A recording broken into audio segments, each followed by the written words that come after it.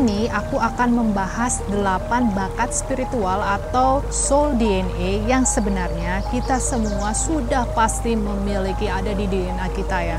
Jadi mungkin nggak 8-8-nya ya, tapi salah satu dari apa yang aku sebutkan, aku yakin teman-teman pasti punya. Nah, yang selanjutnya itu adalah healer. Healer itu atau tukang nyembuhin ya, penyembuh seperti dokter, tapi tidak ada background pendidikan untuk kedokteran, dan dia modalitinya atau alat yang digunakan itu tidak ada hubungannya sama obat-obatan kimia. Dia lebih ke alam, lebih ke tanaman kayak daun-daunan seperti ini misalnya, atau mungkin jamur, atau kristal, essential oil, sound, musik, sebuah gerakan tertentu, olahraga, qigong, banyak sekali di luar sana, atau nutrisi, makanan, atau dia akan mengajarkan kita bagaimana caranya bikin six pack dalam waktu 1 minggu, itu juga healer termasuknya di sana. Atau mengelola badan kita, menggunakan badan kita, menggunakan tarian untuk akhirnya kita bisa menjadi satu dengan roh kita, itu juga ada seperti itu. Atau menggunakan nafas, breathwork, itu juga ada seperti itu kategori seorang healer. Menggunakan hipnoterapi, itu kan hipnotis kan, arah-arahnya ke sana, itu juga dikategorikan sebagai healer. Sebenarnya kita semua itu memiliki kemampuan untuk healer. Jadi untuk satu ini, healer and teacher, itu semua orang memiliki kemampuan ini, semuanya sudah pasti. Tinggal kita mau mempraktekannya atau enggak. Biasanya ciri-ciri healer itu dia pasti memiliki penyakit. Pasti sakit-sakitan, itu udah pasti. Nah, karena dia sakit-sakitan, karena dia memiliki sebuah penyakit, itu yang mendorong dia untuk mengobati dirinya sendiri, yang kemudian dia tahu, oh aku bisa ngobatin orang lain berdasarkan pengalaman itu atau journey yang dia jalani itu ya, experience-nya dia itu. Nah, jadi buat teman-teman yang saat ini memiliki sebuah penyakit, jangan dilihat sebagai victim lagi. Jangan dilihat, oh aku sakit udah bertahun-tahun begini, apa yang harus lakukan. Jangan. Tapi lebih dilihat sebagai, oh ini adalah PR yang dikasih sama ilahi buat aku untuk diselesaikan, karena ternyata aku healer. Cuma akunya aja masih tidur ya, masih belum bangun. Oke deh, aku cobain deh. Apa ya cara yang terbaik? Mungkin kita belajar ini, belajar itu. Di luar sana kan banyak yang ngajarin tuh. Atau menggunakan profesional itu tadi. Dari sana kita bisa menciptakan versi kita dengan metode yang kita sempurnakan berdasarkan penyakit yang kita miliki, yang kemudian kedepannya kita bisa bagikan ke orang banyak. Seperti itu guys. Jadi sekali lagi kita harus melihat cobaan saat ini kalau lagi sakit sebagai hero ya, jangan dari victim lagi, tapi be a hero. Aku menjadi pahlawan untuk diriku sendiri, karena cuma kita sendiri yang bisa menyembuhkan diri kita sendiri ya, bukan orang lain ya. Dokter itu kan cuma kayak ngasih tensoplas aja ya, nembel aja sementara sakit. Misalnya kanker nih, aku kasih contoh ya. Aku minta maaf sama para dokter, bukan aku mengatakan hal ini bukan mengecilkan Anda. Aku tahu ya, semua dokter itu bagus, mereka juga termasuk healer.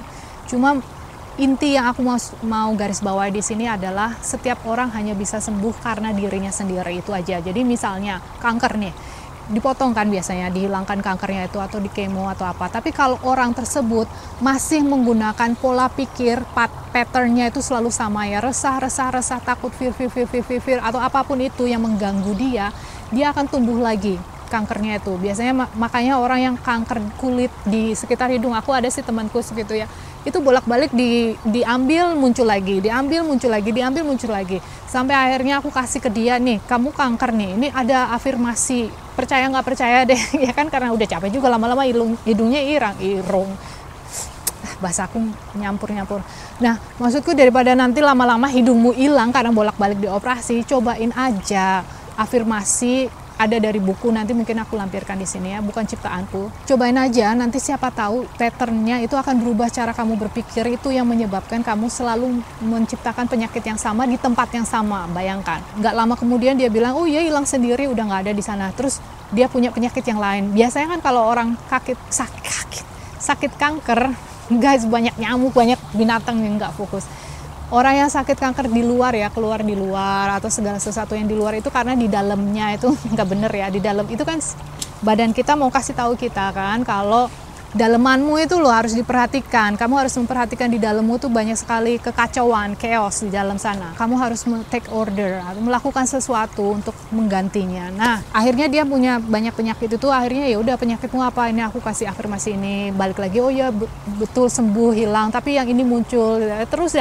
Nah, itu ada yang seperti itu. Kalau teman-teman pengen tahu apa saja, mungkin nanti aku akan bagikan sedikit ya. Cuma ini pakai bahasa Inggris. Mungkin aku akan bahasa Indonesia kan. You want to try mine? Coklat milk. Is it hot? Okay, warm. Maybe hot for you. Yeah, it's hot. Nah, yang selanjutnya itu adalah the elder atau sesepuh ya. Dibilangnya sih seperti itu. Biasanya mereka akan mendedikasikan waktunya untuk menjadi shaman. Shaman itu dukun ya. Kalau di sini itu mungkin ada di Brazil kayak gitu, atau di Meksiko itu banyak. Ayahuasca, kalau teman-teman tahu seputar ayahuasca. Jadi itu kan plant teacher ya. Jadi kita akan pergi ke sana, ke sebuah tempat yang ada shamannya itu. Nanti dia akan kasih kita kayak jamu gitu dari tanaman, kombinasi akar-akaran. Terus habis itu kita akan hilang. Kita akan travel multidimensi. Nah, dari sana kita akan face our fear atau menghadapi ketakutan kita seperti apa, atau siapa diri kita yang sebenarnya. Misalnya kalau kita orang yang sebenarnya menyebalkan atau jahat ya, kita akan mendapatkan hal tersebut di hiperbola ya, diperbesar, biar kita kayak tahu, sadar bahwa oh, aku harus berubah, aku nggak bisa terus-terusan begini.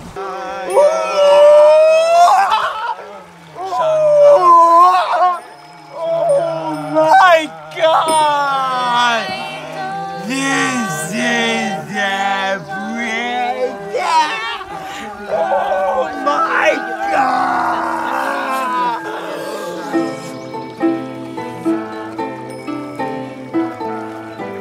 We love you, Chris. We love you. So anyway, the elderly itu biasanya mereka itu old soul atau yang sudah lama sekali bolak-balik ke bumi untuk menjalani hidupnya, dan mereka kadang sih biasanya mereka langsung menjadi guide atau guru pembimbing buat soul-soul yang lain seperti kita yang masih belajar sebagai manusia, menjalani kehidupan sebagai manusia ini. Tapi ada juga yang mau nggak mau tetap harus turun ke sini. Mereka biasanya menjadi yaitu tadi shaman atau gurus. Nah, jadi orang-orang ini biasanya mereka sudah tahu tentang sejarah kehidupan di muka bumi ini, tahu the matrix itu apa, tahu segala sesuatunya, dan dia harus berada di sini untuk menjaga. Dia gatekeeper atau the light holder. Apalagi sekarang ya, sekarang kan kedepannya ini ya, apa yang akan terjadi kedepannya ini kan bakalannya surem kan, karena kita nggak balance nih. Kita kan lagi mau ganti ke New Earth. New Earth itu kan kalau kita bisa ringan, kita bisa melepaskan semua masalah yang kita gondeli, emosi yang kita bawa kemana-mana, trauma, sebuah sistem yang ditanamkan dari kecil bahwa oh, kamu lahir sebagai Desi dengan agama ini, dengan warga negara ini. It's not me, that's not me. Tapi aku sudah didoktrin dan sudah dikasih kepercayaan itu, dan aku selalu membawa-bawa dan mengurung diriku kayak ada kotakannya gitu. Nah, itu nggak baik. Jadi semakin aku bisa lebih cepat untuk melepaskan, unlearn semua yang kita pelajari atau kita percaya bahwa itu adalah diriku, itu semakin kita bisa bertahan untuk menghadapi shifting New Earth ini ya. Segala sesuatunya, apapun yang terjadi saat ini bakalannya cepet.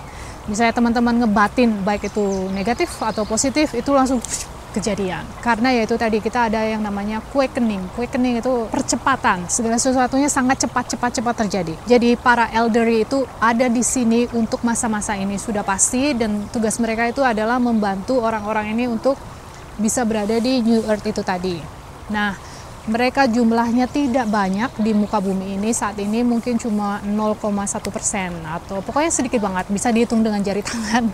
Padahal kita berapa, 7 billion manusia ya, tapi yang seperti itu, yang ada di level itu sangat-sangat sedikit. Jadi kalau misalnya teman-teman beruntung bisa menemukan seseorang seperti itu di sekitar teman-teman, gunakan kesempatan ini, walaupun sekedar berada di sekitar dia aja, berada di sekitar beliau aja ya, itu sudah otomatis akan mengganggu vibrasi kita. Yang negatif-negatif itu akan lepas dengan sendirinya.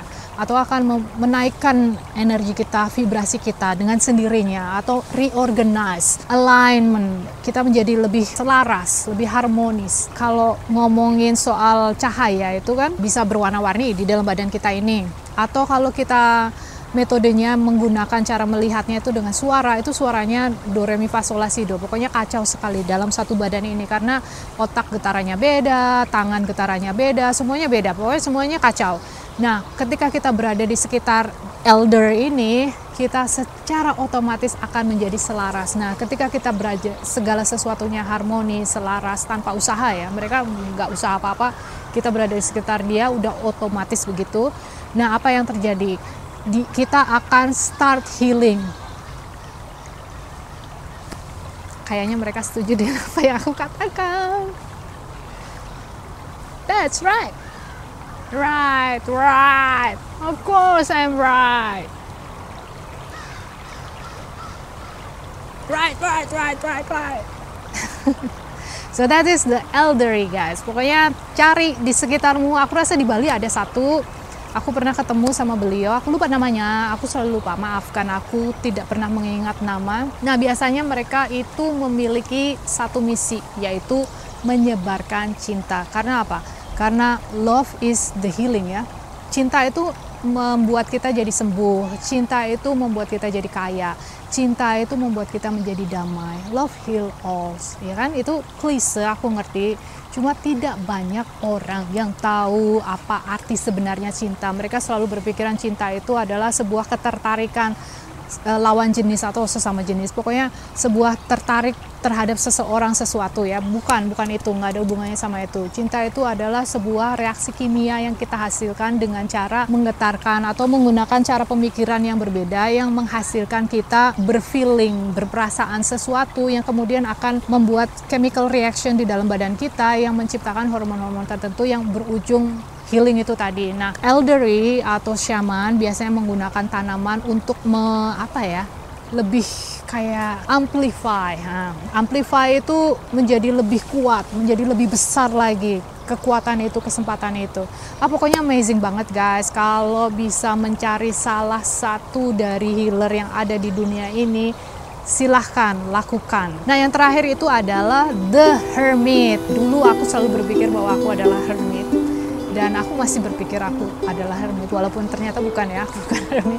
Karena hermit itu biasanya dia suka menyendiri. Dari dulu aku memang suka menyendiri. Terus dia suka peluk pohon, terus dia suka meditasi. Dia nggak suka berlama-lama dengan HP. Dia sukanya yaitu berkecimpung dengan alam, dengan tanaman, dengan binatang, ngobrol sama binatang, sama tanaman, merasakan energi mereka, memanipulasi tanaman. Aku dulu sering kayak gitu ya, aku cross tanaman ya, jadi terong sama dulu waktu itu tomat kalau nggak salah, mama aku sempat marah-marah, terus cabe sama terong.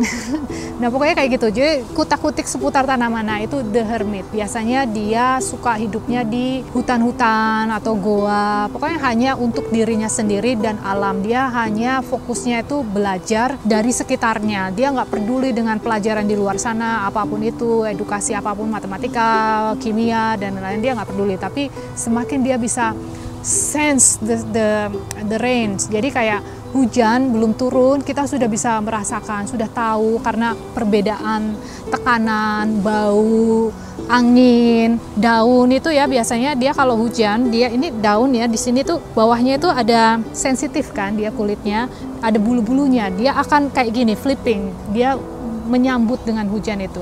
So anyway, baterai mau habis, dan seperti biasa, thank you, I love you, and bye for now.